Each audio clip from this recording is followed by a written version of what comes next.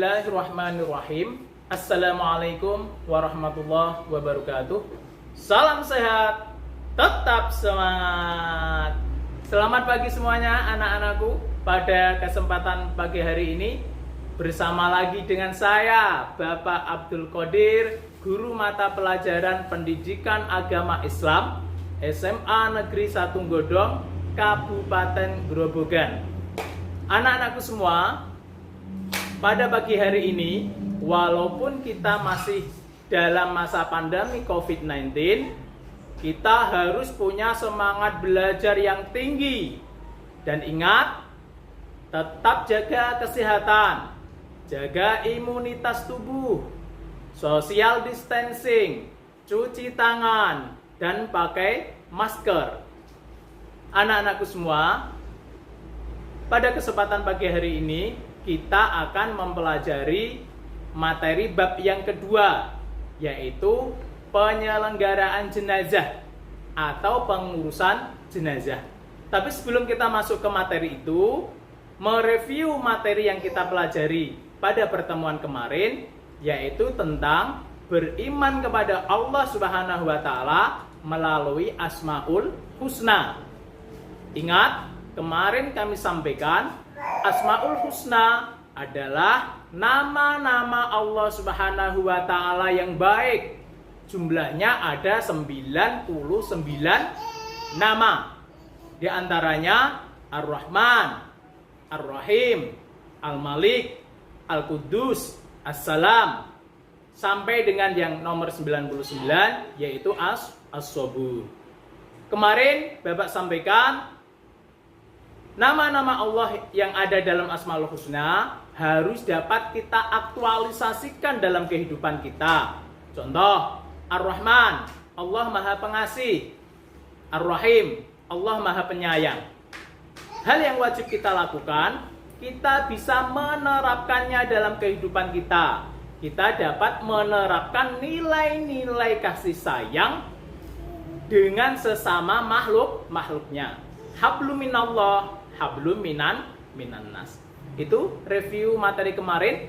Pada kesempatan kali ini kita akan lanjut ke materi berikutnya, yaitu bab tentang penyelenggaraan jenazah atau pengurusan jenazah. Materi ini kompetensi dasar 3.1 penyelenggaraan jenazah. Tujuannya apa? Setelah mempelajari materi ini, diharapkan anak memiliki kompetensi yang pertama. Anak tahu, bisa menjelaskan tentang dasar hukum penyelenggaraan jenazah. Yang kedua, anak tahu dan bisa menjelaskan tentang apa saja yang harus dilakukan oleh orang yang masih hidup terhadap orang yang telah meninggal menurut syariat Islam. Kemudian yang ketiga, anak juga bisa mendemonstrasikan, mempraktekkan 4 hal yang harus dilaksanakan oleh orang yang masih hidup terhadap orang yang meninggal dalam syariat Islam. Yang pertama, memandikan. Yang kedua, mengkafani. Yang ketiga, mensolatkan. Dan yang keempat, menguburkan. Itu nanti materi yang akan kita pelajari bersama, kita eksplor bersama. Sebelumnya silahkan kalian persiapkan dulu alat tulis, buku modul, serta peralatan-peralatan yang lain yang kalian butuhkan. Bismillahirrahmanirrahim. Assalamualaikum warahmatullahi wabarakatuh. Anak-anakku semua, di sini kita akan belajar bersama tentang penyelenggaraan jenazah. Jadi, yang akan kita bahas nanti mulai dari dasar hukum, kemudian kewajiban apa saja yang harus dilakukan orang yang masih hidup terhadap orang yang telah meninggal.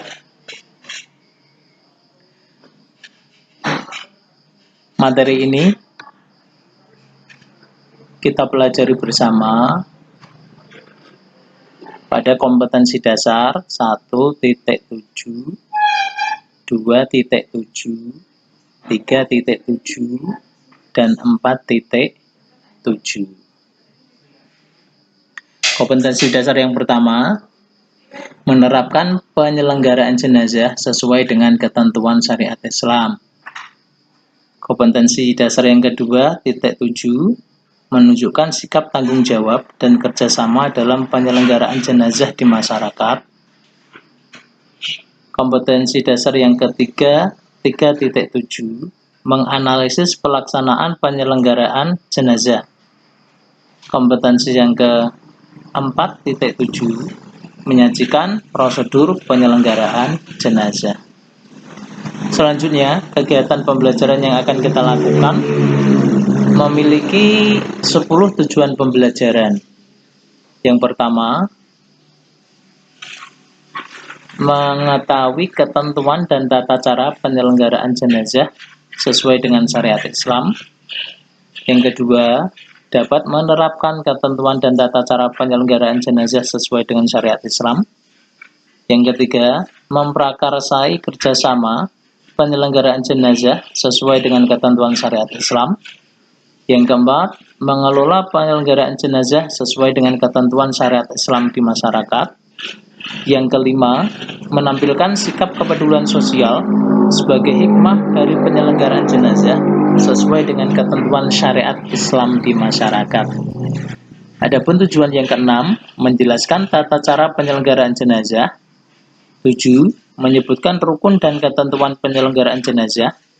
8, menyimpulkan hikmah rukun dan ketentuan penyelenggaraan jenazah.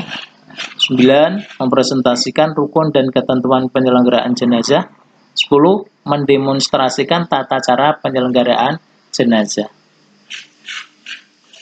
Anak-anakku semua, di sini nanti akan saya sampaikan dasar hukum penyelenggaraan jenazah serta tata cara penyelenggaraan jenazah, yang di dalamnya nanti menjelaskan 4 hal yang harus dilakukan orang yang masih hidup terhadap orang yang telah meninggal.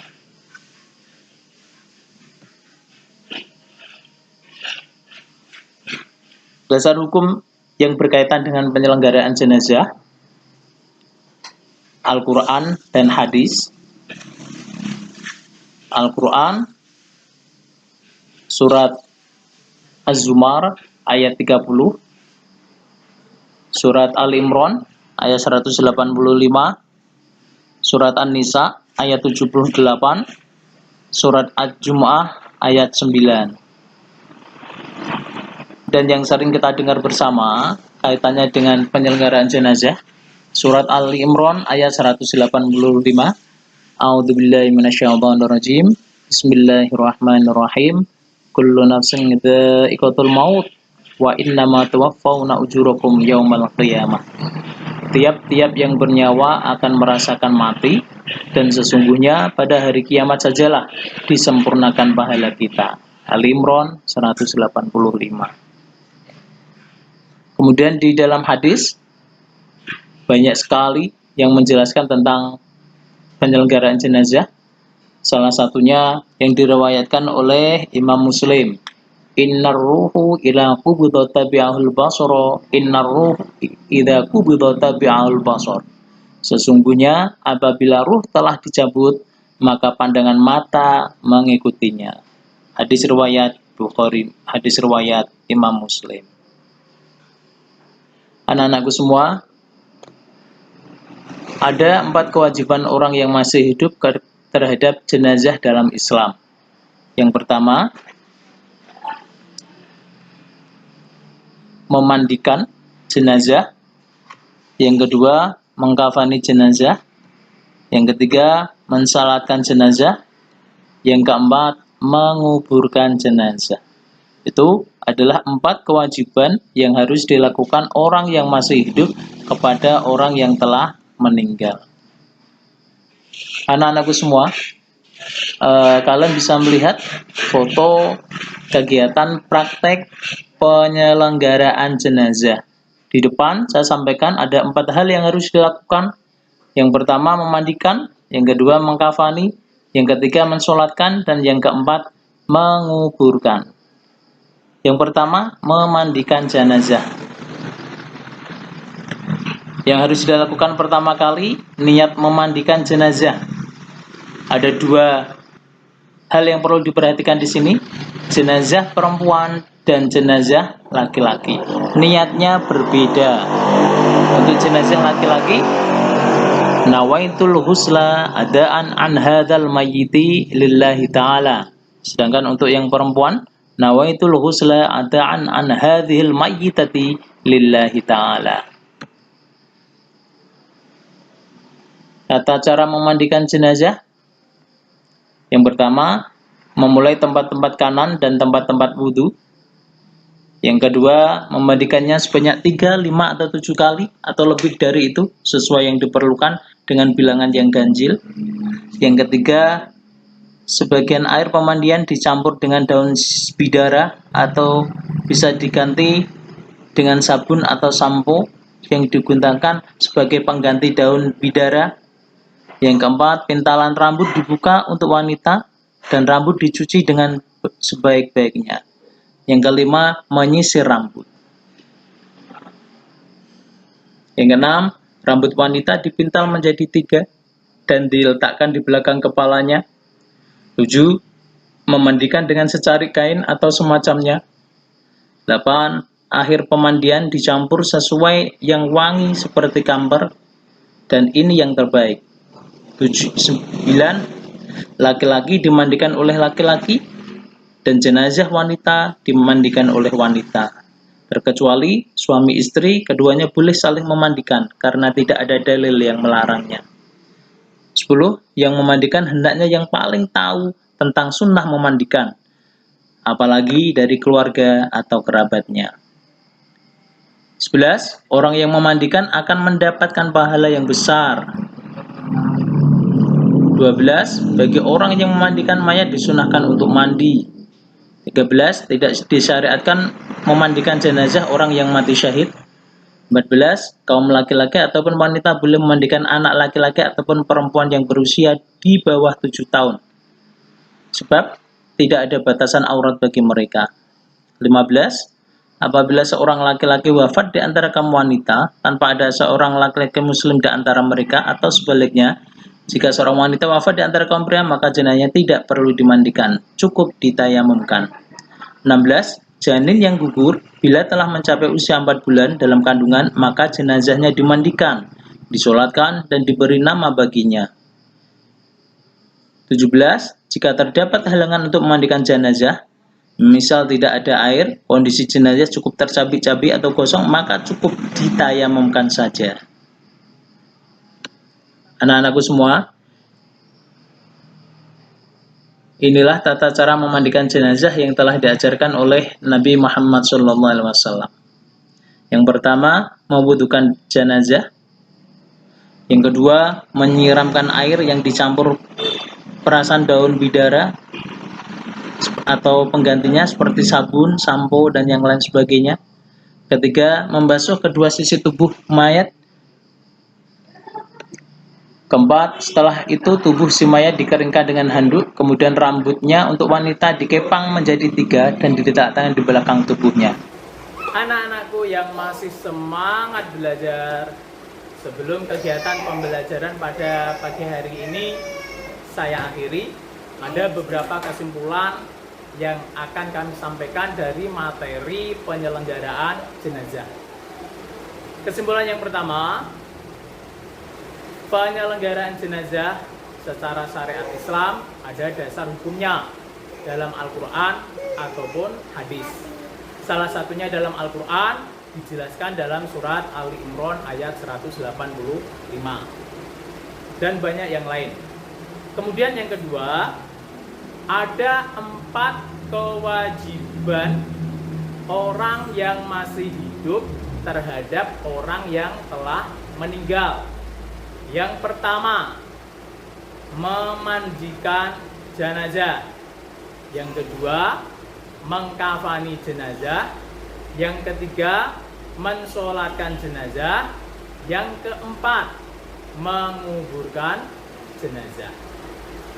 Itu kesimpulan materi pada pagi hari ini bab penyelenggaraan jenazah.